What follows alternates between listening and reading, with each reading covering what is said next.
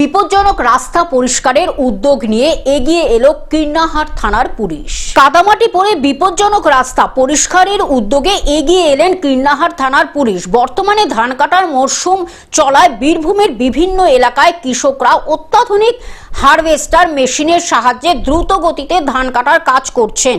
ধান কাটার পর সেই ধান ট্রাক্টরে বোঝাই করে মাঠ থেকে বাড়ির উদ্দেশ্যে নিয়ে যাওয়ার সময় ট্রাক্টরের চাকায় প্রচুর পরিমাণে কাদামাটি লেগে যাচ্ছে।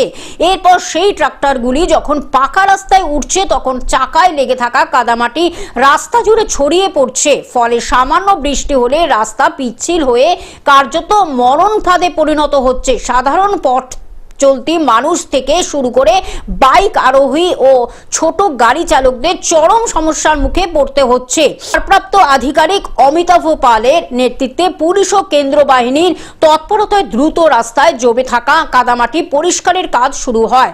কোনো বুলডোজার ছাড়াই শ্রমিকদের নিয়ে রাস্তার ওপর পড়ে থাকা কাদা সরিয়ে ফেলা হয়। এর ফলে দীর্ঘদিনের সমস্যার সাময়িক সমাধান হওয়ার স্বস্তি ফিরেছে এলাকাবাসীর মধ্যে।